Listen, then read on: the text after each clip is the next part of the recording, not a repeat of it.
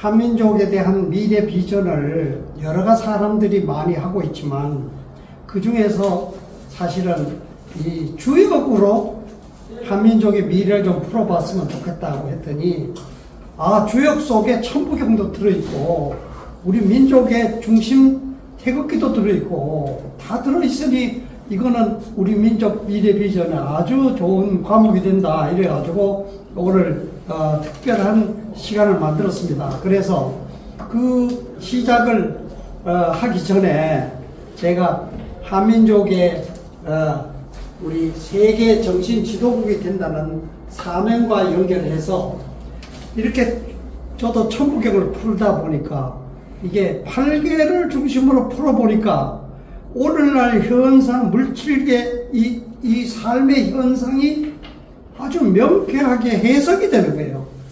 그래서 그런 거를 한번 해석한 것을 한번 같이 공유하자. 그 얘기를 하기 전에 조금 전에도 얘기했지만 우리가 학문이라는 게 두 가지 패턴이 있습니다.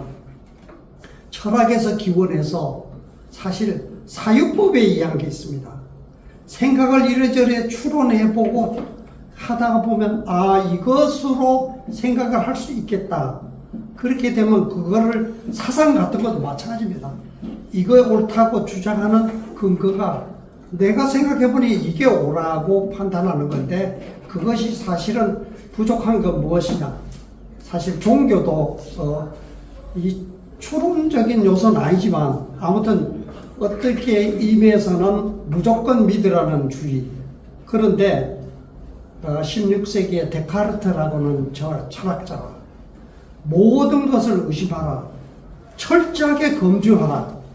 확신이 서는 것을 연결해야 신뢰가 가는 로직이 나온다. 그래서 그 이론에 의해서 오늘날 유럽이 과학 문명과 그 다음에 산업 발전을 이뤘다고 보는 겁니다. 그래서 오늘날 이 시대에는 추론적인 것, 예를 들면 우리가 발명을 할 때 아이디어를 막 내잖아요. 아이디어를 내는 게 추론입니다. 그리고 그걸 실행해보면 잘 될 때도 있고 못 될 때도 있고 큰 빅 히트를 치는 경우가 있잖아요. 우리의 사유라는 건 창조력입니다. 그래서 우리 머릿속에 창조력이 막 가는데 근거가 없는 추론이 막 연결되어서 가면은 사회가 혼란에 빠지게 된다. 그래서 오늘날 과학이 많이 발전한 시대에 가능하면 과학적인 검증을 거쳐서 하나하나 추론을 정론으로 바꿔나가는 중요한 시대에 우리가 와 있다. 이렇게 좀 생각하면서 제가 사실은 인성 철학이라는 것이 종교와 사상과 그 다음에 이런 것을 과학적으로 한번 검증을 해서 오늘날 이 시대를 좀 이 혼란 속에 있는 걸 좀 밝혀볼 수 있을까 하고 제가 인성 철학 재정립이라는 테마를 가지고 제가 좀 강의도 하면서 연구를 해봤는데 오늘 사실은 마침 주역 8개와 인간사를 연결을 해보면서 그림을 그리다 보니까 딱 주제가 아주 임 교수님의 주제와 잘 맞는 것 같아서 오늘 먼저 제가 그 강의를 먼저 드리는데 결론은 바로 좀 한민족의 미래 비전이 가는 걸로 이렇게 한번 연결해서 그림을 얘기를 엮어보겠습니다.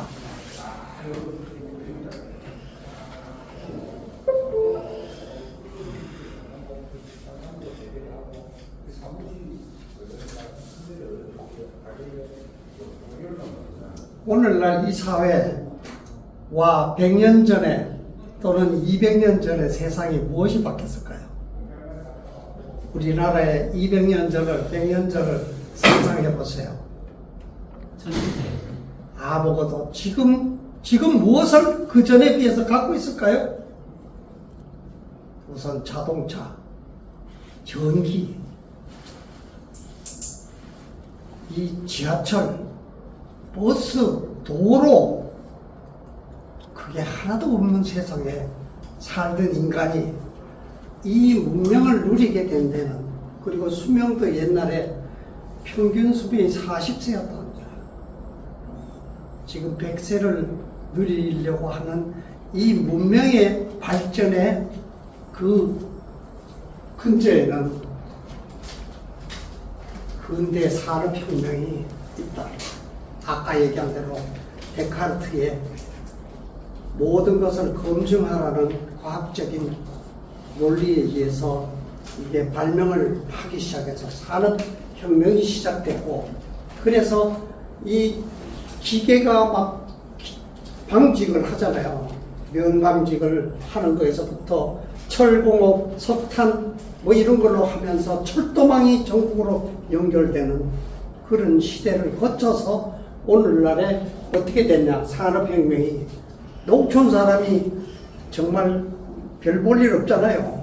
도시에 오면은 생산성이 막 커지니까 도시에 구름같이 몰려가지고 일자리 찾으려고. 우리도 저희들 말하자면 어릴 때라고 할까, 전부 다 시골에 부녀자들 저 도시로 가서 방직 공장에 일했어요. 그래서 산업을 발전시키는 군데, 그렇게 되니까 도시에 빈곤층이 전부 시골에서 올라온 사람들 빈곤하잖아요. 그래서 산업혁명은 쳐다보지 않고 말하자면 칼막스가 이거 자본주의가 이거 사람 고생 많이 시킨다 그러면서 사실은 공산주의, 빈부가 격차가 없는 누구나 평균적으로 같이 사는 평등한 세상을 만들자고 이제 말하자면 혁명이 일어났지만, 사실은 내부에 들여다보면 옛날에 1800년대에 프랑스와 미국을 비교했는데요, 60% 70%가 농촌에 농사 짓는 일을 했어요. 그리고 18%가 제조업 서비스가 13%였어요. 200년 후에 어떻게 됐냐? 농사 짓는 사람은 지금 3%만 한다. 그 뭐예요? 먹고 살 거를 3%가 다 만들어준다는 거예요. 그 다음에 그 먹고 사는 식량을 기반으로 해서 다른 산업을 하는데 제조업은 몇 프로나? 불과 20%밖에 안 돼요. 나머지는 뭐냐? 우리가 주변에 수많은 사람들 가게를 열고 학생을 가르치고 버스를 운전하고 이 모든 산업 발전이 우리의 삶에, 인간의 삶의 질을 향상시키는 역할을 해왔다는 거죠. 그래서 먹고 사는 것이 80%를 일자리를 쥐고 있던 사람들이 다 나와서 딴 일을 할 수 있게 된 것이 바로 오늘날의 발전의 배경이고, 그 덕분에 어떻게 됐냐. 봉건사회의 가치가, 땅에 대한 가치가 이렇게 높았는데 산업이 발전하니까 폭삭 주저앉아 버려서 바로 봉건사회가 무너지는, 그게 봉건사회가 무너졌다는 것도 민주화의 큰 역할을 하고요. 민주화의 기초가 되어서 이렇게 발전됐고, 그 다음에 삶의 질에 대해서 얘기하자면 이거 보세요. $1,000, 부근에 많은 나라가 있어. 옛날 200년 전에. 그리고 수명도 30세, 40세, 50세. 이것이 오늘날 이렇게 발전한 것은 이와 같은 산업의 혁명의 덕분이라고. 사실 공산주의자들은 이걸 비꼬아서 빈부의 격차가 생겼다고 하는데, 옛날에는 왕조 정치가 더 심했죠. 그래서 오늘날의 이와 같은 큰 발전은 산업혁명에 의해서 우리는 생각지도 못한 200년 전에 사람이 누리려고 생각도 못했던 화려함을 지금, 편익을, 부를 누리고 있다. 다만 아직도 불편을 많이 느끼고 사는 사람은 자기가 이렇게 풍요로움을 누리고 있는 것을 생각 안 하고 그냥 마음속에서 생기는 불평 때문에 일어나다. 그런데 그와 같은 산업혁명이 계속 잘 나가면 좋겠는데 오늘날 위기에 와 있다. 무엇이 위기냐? 바로 자동화를 통해서 12가지 신기술에 의해서 일자리의 80%가 소멸된다. 일자리 80% 없어지면 월급 받을 데 없으면 다 어디로 가요? 어디로 가야죠? 농촌으로 가요? 어디로 가요? 이거는 큰 위기라고 강조를 하는 겁니다. 그래서 이게 바로 미래 유엔 보고서에서 2030년도가 되면 이렇게 발전하게. 그러면 결국은 모든 거는 노동은, 그렇죠? 단순 노동은 로봇이 다 한다. 자동차 운전도 사람이 할 필요 없다. 하다못해 변호사가 한 달 동안 고심해가지고 글을 쓰는데 10분이면 다다닥 하고 AI 신기술이 다 작성해내는 게 나왔잖아요. 그러면 사람들이 할 일이 뭐예요? 할 일이 없어진다는 거죠. 그래서 이 시대에 엄청난 변화의 큰 중심에는 이게 자동화를 통해서 인공지능에 의해서 우리의 인류의 일자리 80%가 소멸되는데, 소멸되면 어떻게 할 거냐, 그 다음이 어떻게 되느냐는 것이 이 문명의 탄생을 봤습니다. 아까 식량혁명에 의해서 옛날에는 과일이나 따먹고 들짐승이나 잡아서 겨우 생명 유지를 했지 잉여농산물이 없었어요. 근데 농사법이 개발됨으로 인해서 농사법이 바로 잉여농산물을 만드니까 그게 바로 성벽을 쌓고 배를 만들고 이렇게 해서 먼저 왕실을 만드는 근거가 됐다는 겁니다. 그 다음에 2차 산업혁명이 기계화를 통해서 물질 풍요를 가져왔고, 그 다음에 그게 서비스 산업으로 넘어가면서 우리의 삶의 질이 올라갔는데, 문제는 이제 4차 산업이 지식산업 시대가 되면서 자동화가 지금 확산되고 있는 이 시대, 이 자동화의 시대, 다음 시대가 어떻게 될 거냐. 여기에 대한 대답이 잘 안 나오는 거예요. 바로 실업률 80년 시대에 모든 사람이 일자리 없으면 어떻게 될까요? 소비가 위축이 되고 경기 침체되고 산업이 붕괴되겠죠. 그러면 이 사회는 붕괴로 가버릴 거죠. 그것이 바로 일반적인 추론에 의한 상당히 문제를 보는 겁니다. 모든 것이 추락한다 이렇게. 그런데 이거를 계산할 방법이 있느냐? 이게 잉여 인력을 새로운 일자리를 창출해서 더 풍요로움을 함께 누릴 수 있는 이런 방법을 자우튼 뭘 찾아야 되지 않냐. 그 시대는 무엇이냐? 우리는 물질 풍요를 바탕으로 해서 정신 문명, 정신적인 가치가 중요한 시대를 열어가야 된다. 이제 이렇게 생각을 하면서 과연 어떤 시대가 열릴지를. 그런데 우리의 시대는 어떻습니까? 지금 일자리를 보니까요. 젊은 애들이 일자리를 구하려고 했었는데 노인네들이 우리도 일해야 된다고 60대가 더 많이 일자리를. 왜냐? 일자리가 부족하니까. 그리고 어떻습니까? 일자리를 70대가 되니까 이제는 일을 할 나이가 아니라고 잘라버립니다. 그러니까 그 사람들이 갑자기 자녀들을 키우고 뭐 열심히 뒷바라지하고 보니까 일자리가 없는데 바로 노인 빈곤율. 이게 사회의 큰 문제로 지금 부각됩니다. 그래서 아무튼 이 사회는 우리나라가 이 경제 경상수지가 세계 4위 정도의 높은 흑자를 유지한 때에도 우리나라는 어떤 소득의 불평등이 세계에서 두 번째로 높은 부의 10% 차지하는 부의 비중이 2위, 3위를 가는 이런 나라에 속해 있는데, 그런데 복지는 최하위에, OECD 최하위에 넘어갔다. 이 복지가 없으니까 결국은 돈은 잘 버는데 아직도 국민들이 못 사는 사람이 많은 세상이 된다. 이것이 바로 앞으로의 미래의 커다란 걱정거리로 지금 남아있는 빈곤율 1위, 또 자살률 1위.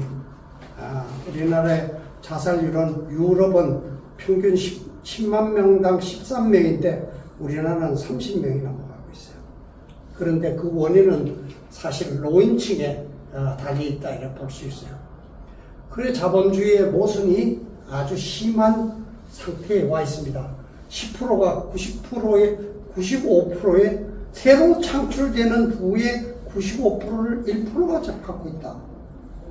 그래서 이 사회가 근원적인 문제가 배당 전체 소득에서 차지하는 것보다 배당 소득, 이자 소득 이런 거는 상위층이 거의 독식하고 있는 이런 모전을 갖고 있다. 그리고 바로 이 10%가 차지하는 비율을 미국을 보니까요. 이 중간에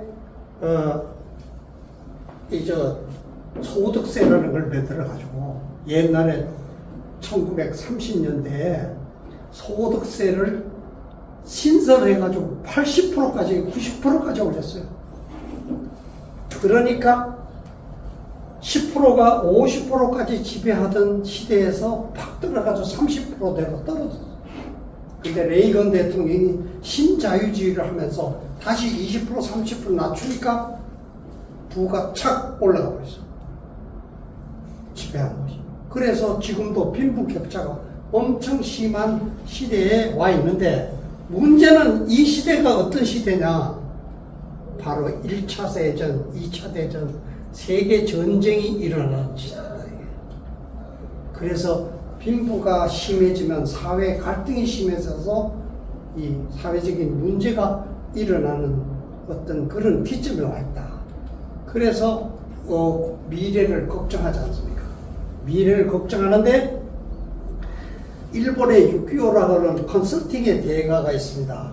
대단한 이 사람이 도인들한테 앞으로 이 지구가 어떻게 될 거냐 이거를 자문을 해가지고 컨설팅을 하려고 딱 자문해서 보니까 놀라운 얘기를 들었습니다. 인류의 운명이 지구의 운명이 지금 엄청 좋게 발전하고 있다. 무엇이냐?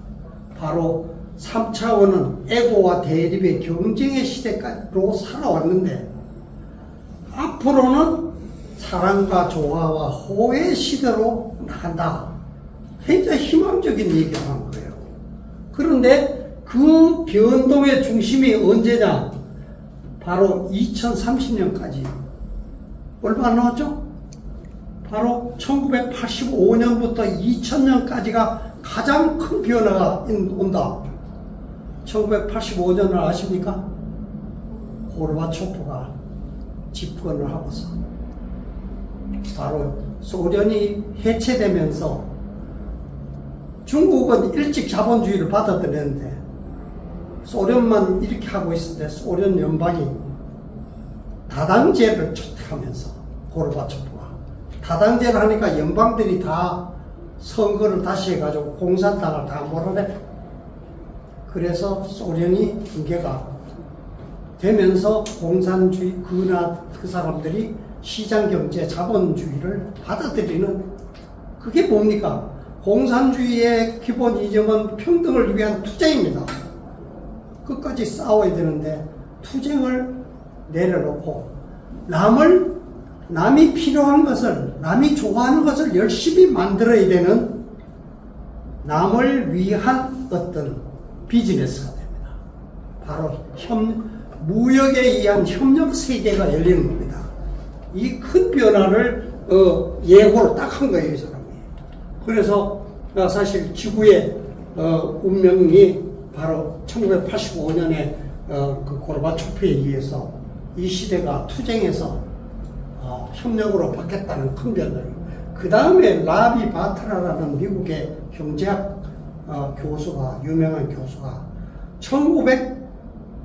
1978년도에 말하는 앞으로 세대는 공산주의는 2000년까지 붕괴된다.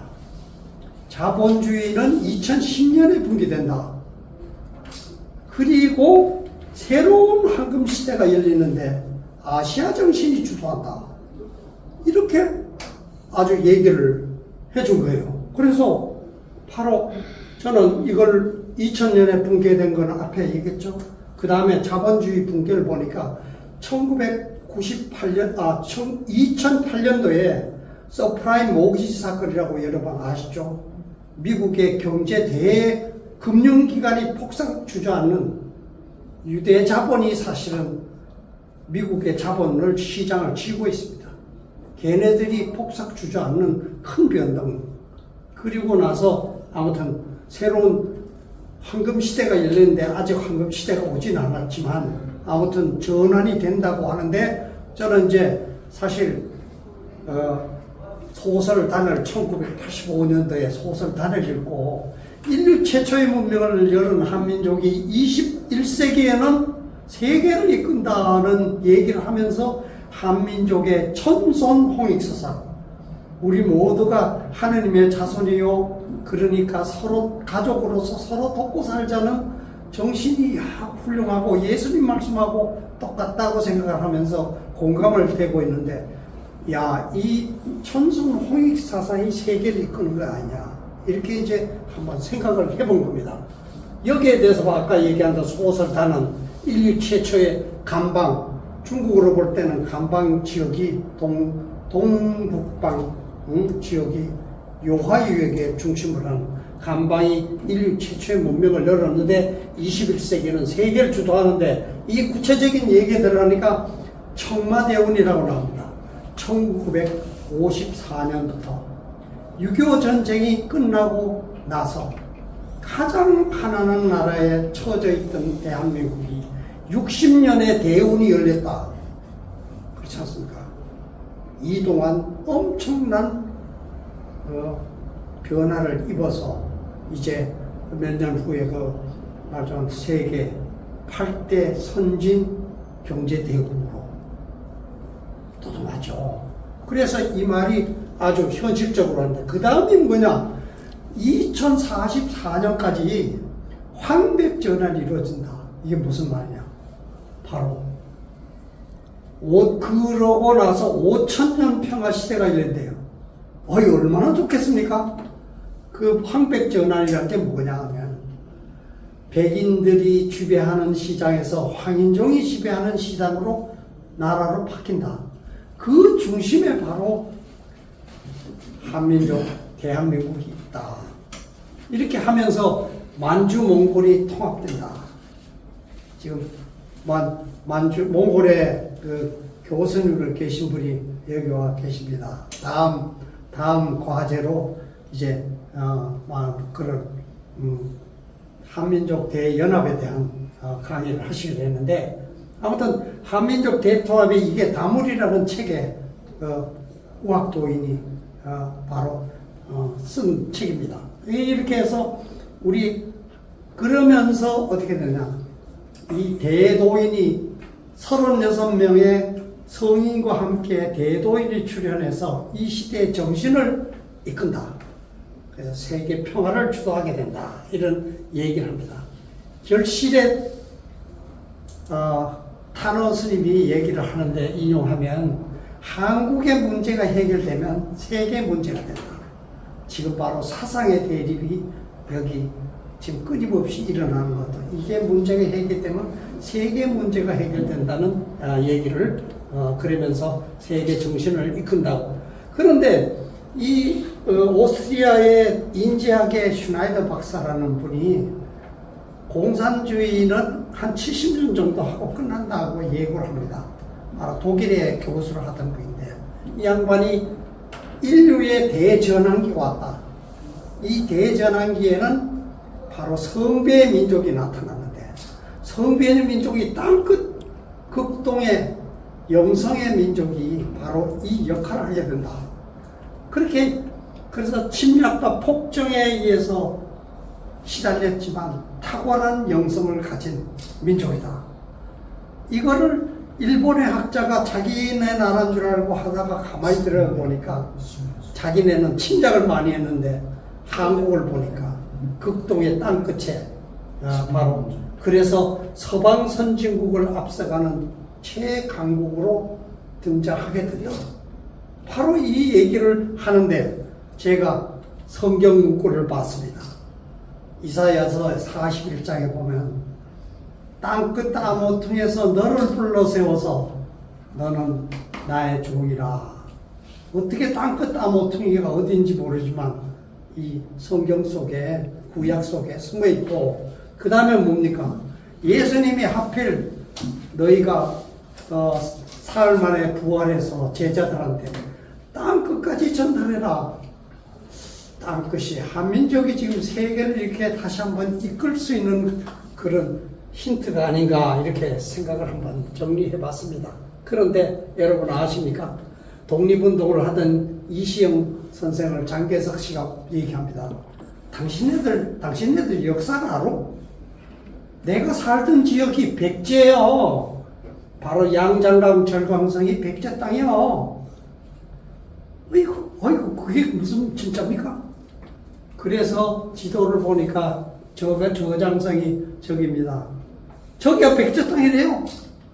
그런데 2036년에 세계 지도 중에 한국의 지도가 이렇게 바뀐다고 티토라는 예언가가 합니다.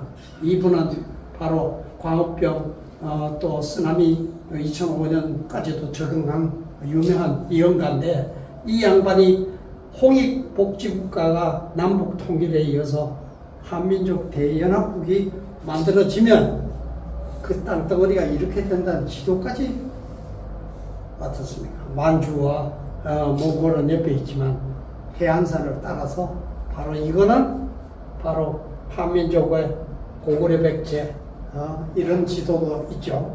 그래서 한민족이 단군 조선이 조그만 땅이 아니라 만주 몽골을 다 포함하고 해안선을 포함하는 나라였다는 것을 이렇게 여러 가지 역사적인 근거로 발표하죠. 그래서 제가 이 시대를 봤습니다. 과연 한민족의 시대가 세계를 이끌 수 있는가? 어떻게 이끌지? 홍익이라는 것은 정치가들도 홍익 빼자고 그러는데 홍익이 뭔데? 그래 보니까 제가 한번 분석해 봤습니다. 바로 과거에는 수렵 시대를 지나서 투쟁으로 남의 것과 전쟁을 해서 빼앗는 시대에서 현대는 뭐냐? 시장경제, 바로 자본 무역 시대로 왔기 때문에 이 투쟁의 시대는 수없는 전쟁을 치러왔지만, 아이고 어서 오십시오. 예. 중요한 대목이 지나갔네. 앞쪽으로 오세요. 앞쪽으로. 예. 이 전쟁이 수도 없는 참혹한 전쟁이 지금 이어왔잖아요. 그 다음에 어떻습니까? 바로 무기 전쟁 시대에서 이제는 상품 서비스 시대로 아까 얘기한 대로 공산주의의 투쟁의 시대가 잠자고 나니까 이제 서로 남이 좋아하는 것을 물건을 잘 만들어야 부자가 되는 시대가 바뀌었다 이거죠. 그래서 전쟁은 급격하게 그 이후로 줄어들었다. 그래서 봤습니다. 여러분 누구를 위해서 일하십니까? 가족을 위해서, 나를 위해서, 가족을 위해서 일하죠. 그런데 조금 바꿔서 보니까 회사에 일하는 사람은 회사가 잘 되기를 위해서 일하고 또 들여다보니까 거기에 고객이 만족하도록 하기 위해서 일하는 거예요. 그러면 내가 성공하려면 회사 다니는 사람은 회사가 잘 돼야 되고 그 다음에 그 중심에 들어가면 고객이 만족해야 된다. 변호사나 의사나 하다못해 컴퓨터 한데도 삼성 핸드폰도 고객이 좋아하는 것이 성공하잖아요. 바로 이게 뭔가? 남이 만족하고 성공해야 잘 되는 시대. 이게 뭡니까? 이기주의를 벗어나서 바로 홍익정신. 이 홍익으로 갈등을 극복할 수 있는. 그래서 이미 자본주의 시장경제를 통해서 이미 홍익시대에 와 있다. 남이 잘 되도록 잘 도와주니까 내가 성공하고 주변 사람도 같이 잘 되는 시대가 뭐냐? 지금이 바로 홍익시대라고. 그래서 홍익 이념을 좀 더 확실하게 정치, 경제, 그 다음에 복지, 사회로 확산시킬 때 우리 사회는 더 밝은 사회가 만들어줄 수 있다. 이렇게 보면서. 그리고 이렇게 예언가를 보니까요. 이 유명한 미국의 캐더린 목사라고 인터넷에서 듣졌습니다. 깜짝 놀랐어요. 서울의 하늘에 금빛 용액이 쏟아 부어져서 세계를 향해서 나가더라. 대한민국이 바로 무엇 때문에? 나는 천선 홍익 사상의 분거지기 때문에 그 사상으로 이렇게 세계를 또 제이콥스 목사라는 사람은 또 독일 통일을 예언한 사람입니다. 통일한 국은 엄청난 영적, 물질적 부강의 나라가 돼서 열강에 뛰어든 나라가 되는 것이다. 그 다음에 닉 조이너 목사는 통일한 국은 이것도 말은 최강국이 되어서 일본, 독일을 능가할 것이다. 아니 10년 전이나 20년 전에 감히 생각이나 했습니까? 독일, 일본 저만큼 있는데 지금 오늘날 보니까 이거 독일, 일본이 지금 우리한테 절절매는 그래서 그러면서 혼돈 때 국가의 안정적인 역할을 세계적인 안정적인 역할을 할 것이다. 독일의 최한 중국인 목사는 한국을 추수 때 지도자로 하나님이 세우셨다. 그래서 바로 아시아 정신이 세계를 이끈다는 말이 바로 그래서 아까 얘기한 땅끝 땅오통이라는 것이 바로 이 귀퉁이의 외골진도의 고생 속에서 살고 있는 한민족을 세계를 이끄는 리더로 하나님께서 이렇게 작정하신 거 아니냐. 또 한 가지 예고가 있습니다. 어느 날 이렇게 인터넷을 뒤져보니까 아니 오경명성을 통해서 한국이 세계 종지국이 된다. 이게 진짜일까? 그리고 책을 보니까 이 손석구라는 양반이 터라는 걸 통해서 베스트셀러가 됐는데 이 양반이 바로 책을 쓰기 전해에 김일성이가 몇 년, 몇 월, 몇 시에 죽을 것까지 예고를 딱 때려놨어. 대단하잖아요. 이런 깜짝 놀랄 일이 있는데 이 양반의 얘기는 5개의 별이 가는 자리가 국가가 발전하더라. 그래가지고 그 예로 오경명성이 뭐냐 북두칠성을 중심으로 해서 옆에 있는 별 4개의 가운데에 금성이 와서 자리한다. 이게 오경명성이래. 그런데 이거를 딱 보니까 중국 로마에 이어서 영국에 81년간 있었다요. 80년까지 있으니까 영국에 그냥 세계를 다 하면서 이 해가 지지 않는 나라가 됐죠. 그 다음에 미국은 172년을 갔대요. 이게 땅덩어리 넓은데 이게 공업을 발전시켜가지고 세계에서 172년 동안 최강국으로 왔고 일본을 5년 동안 빛을 비췄대요. 그러니까 일본이 갑자기 올라가가지고 그냥 세계 강국으로 갔다가 미국이 저거를 환율을 그냥 절반으로 더블로 만들어 버리니까 폭삭 주저앉아서 잠깐 하고 말았죠. 그 다음이 어디로 갈까요? 바로 한국이 1986년부터 오경명성이 왔는데 앞으로 381년이 지속된다. 그리고 보니까 이게 아시아 올림픽이 그 다음에 88 올림픽, 월드컵 이걸 통해서 그전에는 한국의 존재감이 약했잖아요. 세계적인 국가로 발돋움하면서 지금 바로 우리나라가 세계를 향해서 큰 목소리를 내는 나라로 발전하게 이게 여기 나중에는 자미원 기운으로 세계를 이끌 인물이 출연한다는 얘기가 나오더라고요. 아무튼 한국의 세계 지도자 부상은 이 갑자기 반도체, 자동차, 화학, 건설이 세계를 이끄는 조짐이 하더니 이제 갑자기 사우디가 와가지고 1300조 공사를 같이 하자고 하는가 하면 국방이 갑자기 강해진 거예요. 무기가 갑자기 세가지고 우크라이나 여파로 그냥 침략을 하니까 러시아가 침략한 무기 사야 되겠다는데 우리나라가 미국의 F-35가 이게 기기도 자꾸 고장이 나고 주저앉는 사이에 KF-21이 그냥 미국을 능가하는 기기로. 그래서 아이 폴란드에서 사겠다 그랬다가 이제는 영국이 사겠다 그러고 독일도 와서 보겠다. 또 미국이 사야 되겠다고 지금 이제 이 세계 K9 자주포가 영국 인도하고 중국하고 대립을 하는데 여기는 36대가 전차가 딱 대기하고 여기는 10대가 한국에서 가가지고 K9 자주포 있는데 바바방 서로 쐈는데 저쪽은 한 대도 안 살고 박살이 당하고 여기는 한 대도 안 다치는 그 세계가 여기에 집중이 안 될 수가 없는 지금 여러 가지 그런 해서 아무튼 대한민국의 위상이 갑자기 세계를 향해서 나오니 아까 예언가가 10년 전에 20년 전에 30년 전에 했는데 믿을 수 없었지만 지금 보니까 와 이게 진짜가 막 이 또 우리나라가 방탄소년단이 세계를 흔들고 있고 한국어가 인도에서 150명이 저 세종 학원이 150명 정원인데 3,000명이 기다려.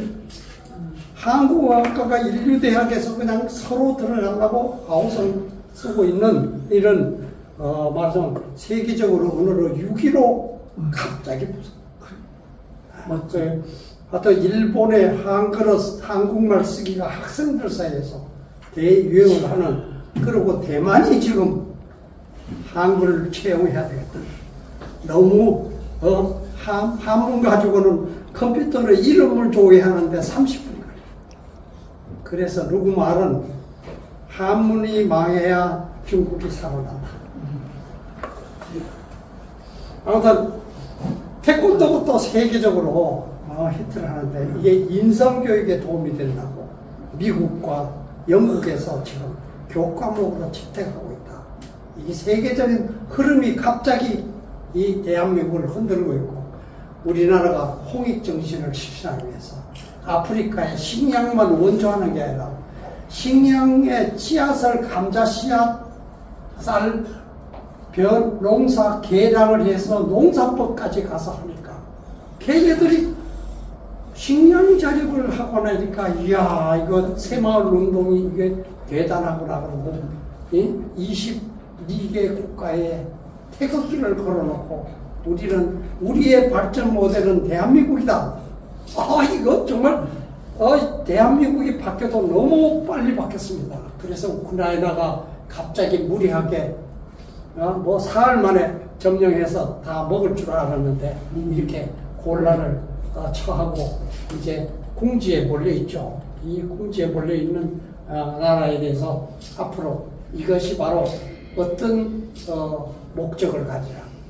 세계를 지배하겠다고 하는 지배의식을 가진 나라가 두 나라가 남아있다. 러시아와 중국.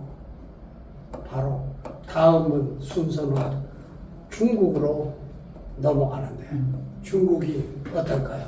세계 경제 2위국이 됐다고 큰 소리를 칩니다. 무역수지 흑자가 막 솟아오르는데 그 대신에 미국은 무역수지 적자를 이렇게 내고 있어요.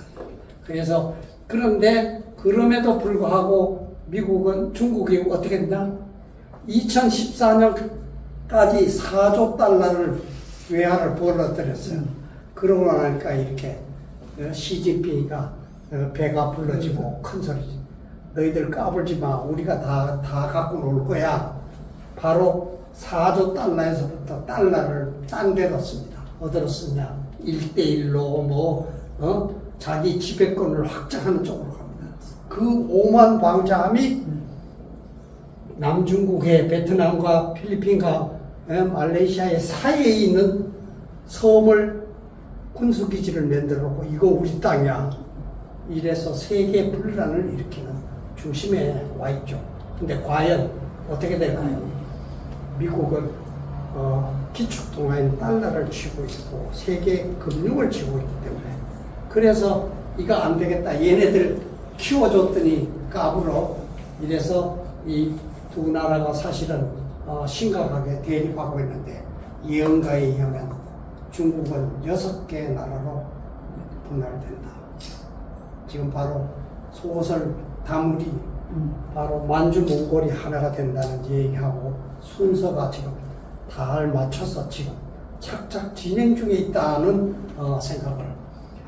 그런데 우연찮게 중국의 연서가 인터넷에 막 떠요. 그래서 이게 뭔가 그러고 추베도라는 연서가 당태종 때 1400년 전에 그 두 사람의 예언가가 주고받는 얘기로 썼는데, 아니 이 얘기가 60개 예언 중에 55개가 이미 끝났다.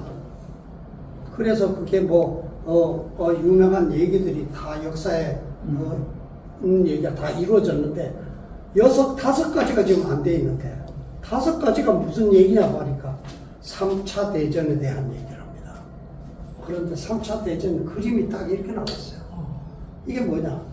공중에서 새들이 맞부딪히죠. 바다에서는 고기들이 맞부딪히죠. 병사 둘이서 무기를 들고 맞부딪히죠. 근데 입에서 뭐예요? 불길이 나오죠.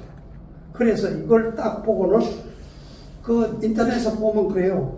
로켓을 쏘기 때문에 이렇게 쓴 거다.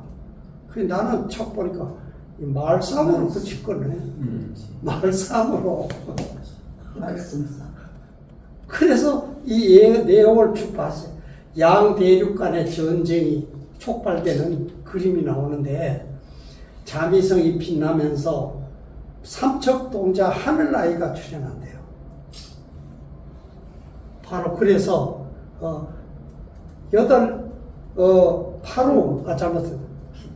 필부의 한마디로 세계가 서로 화합하면서 형제가 되고 친구가 되는 평화 세상이 이루어진다.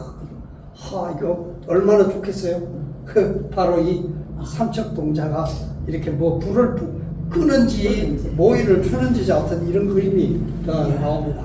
그래서 이 자비선인을 통해서 이 바라장은 이 변환이 일어나는데, 이게 재미있는 게 묘오 사이에 하는데 이게 검은 토끼와 청룡의 굴로 들어갔대. 검은 토끼가 청룡의 굴로. 그걸 딱 보니까 2023년에서 2006년까지랍니다. 26년까지. 지금 딱 이게 시작되는 거예요. 그래서 딱 봤는데 파루가 이끈다고 그래요. 소자에다 8자를 붙이면 주자가 돼요. 주자가 뭐냐? 우리 조선을 주신이라고 합니다. 중국에서는. 그래서 바로 이 공산주의 진영 속에서는 성인이 나올 수 없잖아요. 바로 한반도에서 성인이 나타난다. 이런 얘기로. 그래서 대도인 자미성인이 한국에서 출현할 가능성이 대도인인, 우리나라는 대도인이고 저기는 자미성인인데 언제 나타나냐를 좀 보니까 격암유록에 마침 진사성인출. 근데 진사년은 12해마다 있기 때문에 구별할 수가 없어요. 그런데 내가 생각하는데 아까 6.25가 얘기하기를 2030년까지 지구의 운명이 바뀐다고 하니까 이제 끝날 때가 가까우니까 이것도 더 미룰 수 없다. 그러고 보니까 내년과 후년이 바로 성인출하면 오미낙당당, 그 이후는 모두가 즐거움을 갖는다. 여러분, 이렇게 된다면 세상이 얼마나 좋겠습니까? 그래서 아무튼 새로운 성인에 대한 그림이 이렇게 제가 민족 경서 토론회에서 열심히 민족 진영을 설명하는데 이제 대도인이 나타난다는 얘기를 했더니 누가 질문하다. 언제 나타나는데요? 아이고 잘 모르겠는데 그때 대답을 못했는데 이걸 중국 얘기를 2023년 12월에 말하자면 이런 조짐이 중국에서는 나타난다고 그러니까 자우튼 내년 정도면은 확실하게 나타날 가능성이 있어 보인다. 이렇게 하면서 한민족의 미래는 어떻게 될 것이냐. 바로 나절 종사가 기가 막히죠. 2015년에 16년에 만주에서 전쟁을 해가지고 일본 놈들을 박살을 내니까 일본 놈들이 군대를 파견해가지고 만주 지역에 진입을 하죠. 그러니까 바로 그거에 의해서 그냥 불편하게 죽는 것보다 깨끗하게 목숨을 아주 명상을 하다가 스스로 목숨을 끊어버리는데 이분이 맞아 쓴 15년에 시를 썼죠. 시를 썼는데 얘기가 이게 조계 77이라 그러는 게 바로 새을자 의류년이랍니다. 이게 전부 다 새와 달귀족 의류년이 1945년 7일이란 7월 7석에 바로 7월 7석이 딱 하니까 8.15가 되는 거예요. 바로 1945년 8월 15일에 하늘에 해가 동쪽으로 떨어진다. 일본이 패망한다는 걸 정확하게 얘기한 거죠. 그런 다음에 그 다음에 이 남북을 서로 갈라서 막 이렇게 파국을 만드는 말하자면 이런 얘기를 하고 나서 그 다음에 마지막에 중요한 것이 홍익 이와 세상이 열린다 하는데 이 앞에 뭐라고 썼냐 바로 천산의 백양이 하늘 높이 올라가면 천산이 무엇이냐 제가 보니까 한인 할아버지가 득도해에서 거했다는 곳이 천산이에요. 정말 저는 한인 할아버지의 생각이 무엇인가요? 천손 홍익사성이에요. 다시 한번 높이 떠오르면 그 다음이 재미나요. 시금적청이라고 나오는데 인터넷에서 여러 가지로 해석을 하는데 내가 딱 보니까 뭐냐 적청이 뭐예요? 붉고 푸른 것을 먹고 마신다? 지금 정권이 붉은 생각을 가진 사람과 푸른 생각을 가진 사람이 주거니 받거니 하고 있는 현 시대가 바로 시금적청의 시대라고 딱 보이는 거예요. 지금이구나. 바로 이게 지금 이 시대의 변화가 홍익 이와 세상이 열릴 시대가 지금 아주 가깝다.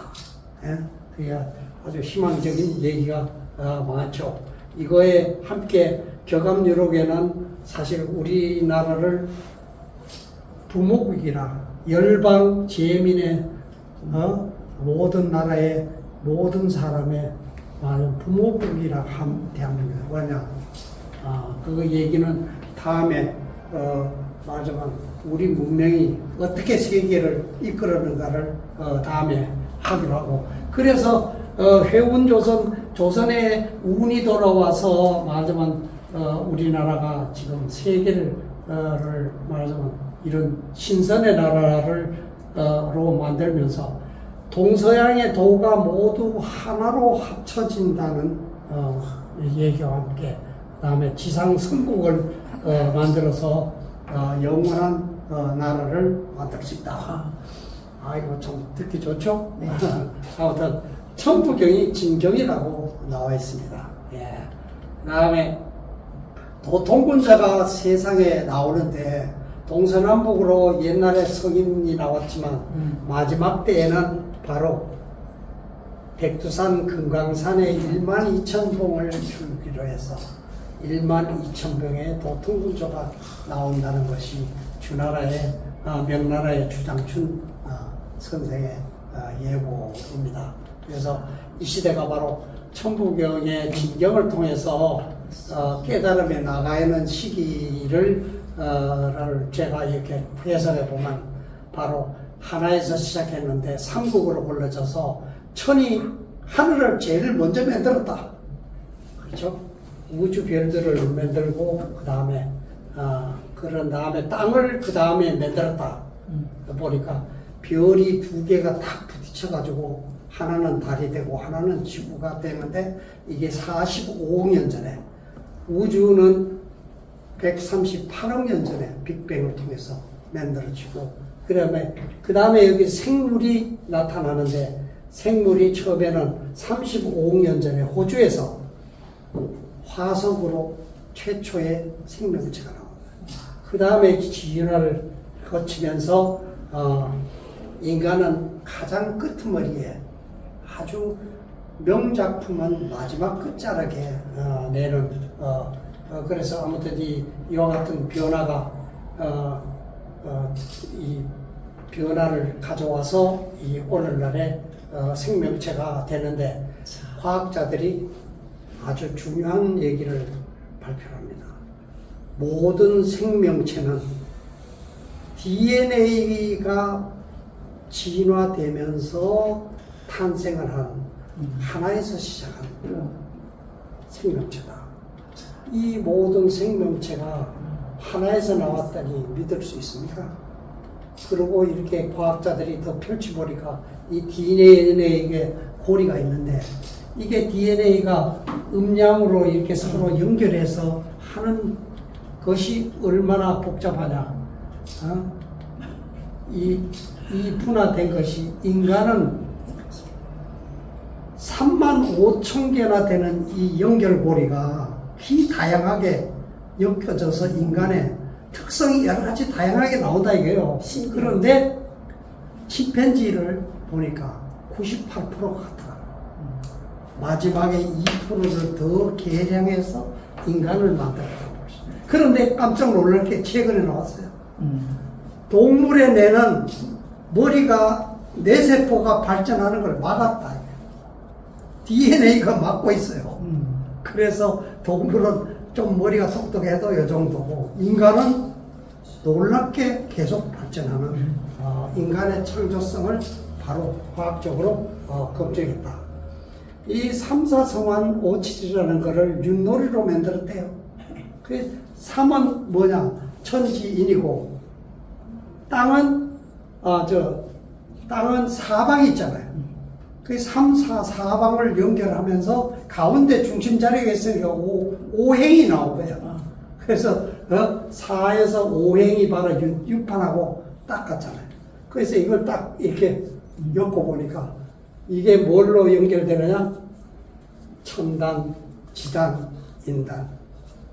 이렇게 우주를 만드는 과정하고 윷놀이가 딱 맞는다. 그래서 우리 참 조상님들의 지혜가 대단하다.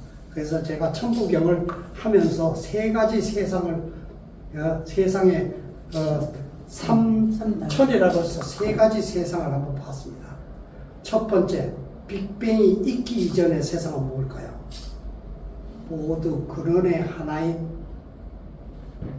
무국의 무시의 시작이 없는 영원한 하나의 세상이었다. 근데 지금 현재 석삼국으로 뭘 갈라져서 천지인이 만들면서 변화무쌍한 변화를 속에서 이 모든 생물과 우주의 변화를 다 갖고 있는 지금 세상인데 여기는 40가지 변화를 가져오는데 다음 세상은 뭐냐? 본심본태양이 뭐냐? 우리의 그런데 인간의 마음은 하늘같이 밝은 존재들이다. 이 하늘과 같이 밝은 것을 이렇게 밝게 뒤높이면 근원의 하나로 돌아간다. 음양이 사람은 식물은 물질 중심으로 육체 중심으로 삶을 산다고 보셨죠? 인간도 육체적 중심으로 사는 사람이 있지만 정신 중심으로 옮겨가게 되면 바로 본심이 밝게 빛나게 되면 그게 인간 속에 음양의 조화가 이루어져서 근원의 하나로 돌아간다는 거죠. 이것이 바로 인간 원성이요, 지상천국이요, 원시반본이라고 해석을 해보는 거죠. 그래서 세 단계의 세상에 지금 중간에 와 있는데 다음 단계에 열리는 미래는 바로 본심본태용, 우리의 마음이 본심이 밝게 빛나서 우리 인간 속의 하늘과 땅의 조화가 하나로 이루어져서 근원의 마음으로 돌아가는 자리다. 이렇게 왜냐 천도교나 증산도나 개감여록이 얘기하는 게 무국대도 후천 전선무학 악이 없고 선만 있는 도통군자의 세상이고 해운조선 뭐 이런 얘기가 뭐냐? 원래 근원의 하나로 돌아간다는 얘기다. 그래서 이 종교가 한민족의 종교는 모두가 이런 아름다운 그림을 다 갖고 있더라. 그래서 결국 그게 기독교에서도 하늘날이 끝난 다음에 새하늘과 새 땅이 열리고 지상천국이 이루어진다는 말하고 같은 의미로 해석을. 그래서 인간은 어떤 존재인가? 성장 과정을 보면요. 동물은 개는 1년이 되면 어른이 됩니다. 새끼를 낳아요. 예? 근데 인간은 어떨까요? 아니, 인간은 1살이 되어도 이제 걸음마 시작을 합니다. 아프리카의 임팔라는 1시간 안에 뛰지 않으면 그냥 죽어버려요. 죽을 수밖에 없죠. 그런데 아니 1시간 동안 1시에 그냥 사자가 돌아오도 그걸 도망가느라 뛰는데 인간은 1살에 걷는 그래 20년 동안 성장을 하게 만드는 그 이유가 무엇이냐? 그거를 새로 별도로 만들었다는 것이죠. 인간은 처음에 첫부터 빠른 감각에서부터 시작해서 그 다음에 엄마 얼굴을 바라보면서 미소 지으면 감정으로 넘어간다. 그 다음에 하나하나 지식을 쌓아나가는 지식의 단계가 있는데 아직 여러분들은 그걸 느끼고 있는지 모르지만 그 다음에는 영적인 단계로 깨달음에 가는 세상이 된다. 뇌를 보니까 어린 뇌는 완전히 시냅스라고 해서 그 신경 조직을 연결하는 그 연결고리가 하나도 없습니다. 이렇게 5살 되면은 이렇게 왕성해지면서 그 다음에는 조정해 나가는 뇌의 구조를 갖고 있고 그 다음에 뇌가 3가지 구성이 있는데 첫째 가장 밑에는 말하자면 생명작용을 동물들 기초적인 동물들이 생명작용만 사실 하는 거예요. 걔네들은 머리가 거의 발전이 안 돼. 그 다음에 여기에 감성을 깨우치는 게 파충류에 가서 감성을 깨우치면서 서로 이렇게 따뜻함을 나누는데 그 다음 단계는 이성의 뇌라고 해서 사고 판단력에 의해서 이렇게 인간의 뇌가 가는데 이 인간은 결국은 삶 속에서 지식을 발전시켜서 나가는데 지식이 어디로 가느냐? 삶의 진정한 의미와 목적이 무엇이라는 것을 깨우침으로 하는 것이 마지막에 깨달음이다. 하나의 그것이 우리가 깨우침이라고 하는 인간의 존재 의미를 깨우치고 거기에 맞춰서 사는 것이 그 본심 본태양을 찾아서 악명함으로써 우리가 인간의 완성을 가는 자리이기 때문에 그렇게 가야 된다. 그런데 과학자들이 깜짝 놀랄 일을 발견합니다. 사람 몸에다가 복토에다가 뭔지 모르게 넣었는데 이게 몸에 이로운 거면 힘이 생기고 몸에 괴로우면 힘이 빠지는 이상한 현상이 이게 뭐야? 인간이 이걸 어떻게 알아? 그래서 이것을 발전시켜서 보니까 진짜인지 가짜인지를 테스트를 해보니까 진짜는 힘을 받고 가짜는 모르는데 당분 할아버지가 진짜 있어? 근데 있다 그러면 힘이 받고 없다 그러면 이게 어떻게 알아요? 인간의 놀라운 그런 것을 인간에게서 놀라운 것을 발견합니다. 그래서 감정적인 것도 이게 좋은 감정이야 나쁜 감정이야 이게 대본 탁 타구나. 그래서 이걸 가지고 이 말하자면 행동, 운동, 역학이라는 것으로 발전시키는데 이것은 인간이 독특한 존재라는 거죠. 우주와 바로 여기서 얘기합니다. 인간의 잠재 의식은 우주의 거대한 데이터베이스와 연결되어 있다. 인간이 감명을 받아서 하늘의 감명을 받아서 예언을 하고 하는 것도 다 이와 같은 인간의 독특한 이거는 기적이라고 봐야 된다. 학문적으로 설명할 수 없죠. 어떻게 내가 모르는데 이 몸은 알아요?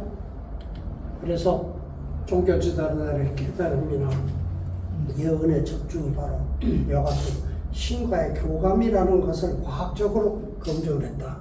이것을 의사, 과학자가 더 구체적으로 나갑니다. 사람의 감정이 어떤 단계로 힘이 빠진 것과 힘이 있는 것과 어떤 단계로 갈까? 1에서 1000까지를 테스트해 봅니다. 그래서 발표를 했는데 바로 이런 차트를 의식지수량을 만들었어요. 그래서 간단하게 몇 가지로 구분해서 맨 아래를 보면 자포자기 가장 낮은데 아이들이 야단을 너무 맞으면 자포자기가 되는데 문제는 자포자기가 가장 험한 못된 예를 들면 밤에 그냥 묻지마 폭행을 한다든지 또 총을 가지고 학교에서 쏘는 것이 어디서 나지? 자포자기에서 나온다. 자기를 인정하지 않는 그 다음 단계는 뭐예요? 나는 중요한데 남을 중요하지 않게 생각해서 남의 것을 공격하고 뺏고 하는 바로 이 단계가 다음 단계로 사실은 동물들은 아무 깨우침이 없이 이렇게 남을 필요한 거 뺏고 싸우고 하는 이 단계의 동물적인 단계로 그 다음 단계는 무엇이냐? 모든 사람은 같은 존재다. 바로 사회성이 보양되면 서로 같은 대우를 받고 같이 하자는 이런 이성적인 합리성을 추구하는 단계라. 그런데 이성은 찬 얼음과 같다고 얘기했죠.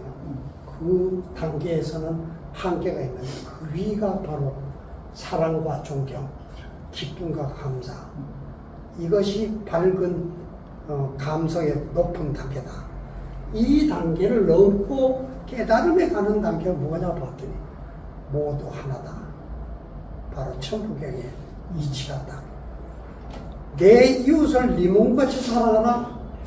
그게 말이 됩니까? 어떻게 이웃을 몸같이 사랑해? 예수님의 마음이 바로 우리 모두 하나에서 하나님의 자손 자식이니 우리 이웃을 내 몸같이 사랑하라는 얘기가 바로 이 하나에서 나오는 깨우침에서 나온다. 그래서 이걸 가지고 테스트를 다 해보니까 아 예수님이 가장 높은 게 것이더라. 그때 또 깜짝 놀라서 당군을 쳐보니까 당군은 신인이라고 그랬어요. 천에 서달에 깨우친 사람들의 성인을 보니까 그 레벨이 드러나더라고요. 그래서 오늘날 영성과학이라는 것이 사실 이렇게 검증을 통해서 많이 나온 세상이라서 이 세상의 혼란을, 종교와 사상의 혼란을 이런 것으로서 해결하는 투쟁정신은 동물적인 욕구에 불과하다. 이제 이렇게 올라가야 된다는 것을 아주 과학으로 또 검증이 할 수 있다 이렇게 봅니다. 깜짝 놀랄 또 하나의 것은 우리가 사랑한다는 게 무엇입니까? 젊을 때 사랑을 해보니까 나는 없어지고 그대만이 오로지 남아있는 무엇입니까? 그걸 정신적인 교감이라고 보고 또는 하나됨이라고 동정심이나 이심전심 우리는 텔레파시 영적 교감이 되는 존재인데 이렇게 하는데 이게 사랑이라고 하는 것은 하나임을 느끼는 환희심 속에 빠지는 것이 사랑이다 이렇게 보면 그런데 깜짝 놀라는 뇌에서 거울 뉴런이라는 걸 찾습니다. 옆에 사람이 다쳐서 피가 흘러 그런데 내가 피가 아파 가족이면 더욱더 가슴이 진하게 아픈 것이 바로 이게 우리 저 사람이 나하고 같은 사람이 같은 존재야. 우리 모두 하나라는 기반 위에 작동하는 것이 거울 뉴런이더라. 그래서 이 거울 뉴런을 우리 뇌에 심었다는 것은 사실 인간의 하나의 독특한 존재로서 하늘이 이게 본신 본태양을 심은 거라고 볼 수 있는 거죠. 그래서 앞에서 우리가 잠재의식은 하늘과 소통하고 있다는 것과 함께 인간은 영성적인 정말 소중한 존재라는 것을 얘기하는 거라 볼 수 있다 이거죠. 그래서 이 가족을 통해서 우리는 사랑을 깨우치고 가족을 통해서 사랑을 실천하는 것에서 사회로 이 사랑이 확장되는 거라고 볼 수 있는 우리의 삶에서 그래서 우리의 배움은 바로 가정이라는 것을 시작해서 사회로 확장된다. 그리고 결국은 본심 본태양이라는 것이 우리 본 마음은 태양과 같이 밝은 하늘 마음을 갖고 있다는 것으로 해석해 버립니다. 그래서 이걸 놓고 제가 8개를 갖다 놓고 봤습니다. 8개가 여러분 근원에 하나가 있었는데 그 다음에 음양으로 갈라집니다. 그게 태극이라고 그래요. 이게 뭐라고 그러냐? 정신과 물질. 원래 정신이 있었는데 정신과 물질로 갈라졌다 이거죠. 그래서 음양으로 갈라졌는데 음양으로 갈라지니까 다시 한번 또 그 밑에는 또 음양으로 또 갈라지니까 어떻게 되냐? 처음에 물질 진짜 음에서 또 갈라지니까 중에 하늘의 우주는 양이고 땅의 우주는 음이더라. 음이 되고 이거는 양이 되더라. 그래서 식물계가 먼저 나왔는데 식물계 동물로 생물거니까 이게 음양에서 양이 된 것은 양과 음이 됐는데 음은 식물이더라. 말하자면 수세적이죠. 그런데 양은 동물이더라. 동물이 말하자면 이거는 좀 더 영적인 존재와 감성이 연결되는 존재가 되더라. 그리고 이게 여기까지 와다가 가장 발전시킨 영의 그 동물의 하나를 원숭이를 개량해서 인간에다가 뭐를 했냐? 하느님의 정신을 넣어준 것이 인간이라는 것은 발전돼서 여기에 남성과 여성 또 여기에 사상으로 하면 여러 가지로 또 이제 되죠. 그 다음에 정신계가 또 갈라지니까 이거는 육신을 입은 정신인데 정신만이 남아있는 존재를 보니까 이게 영혼이라고 말할 수 있는 존재가 있더라.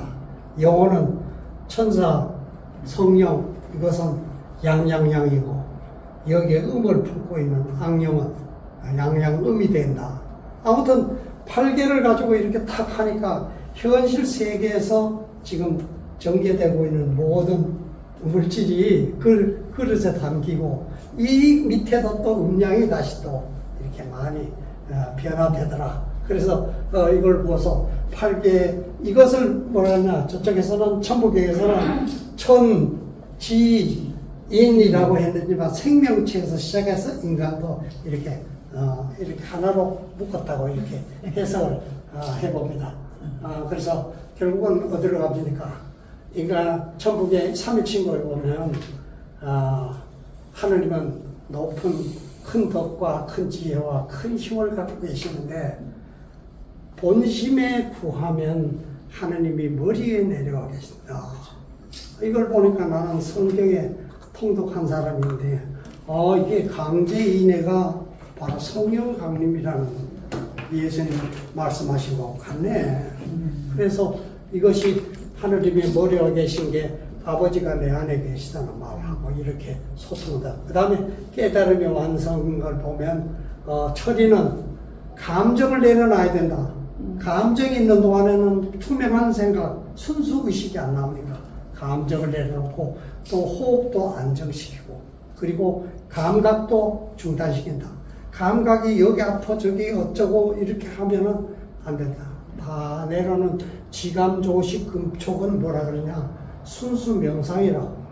순수 명상 속에 들어가서 순수함 속에서 하나의 뜻을 세워서 행하면 망령됨이 진실함으로 진리로 바뀌어지는데 그렇게 되면 어떻게 되냐?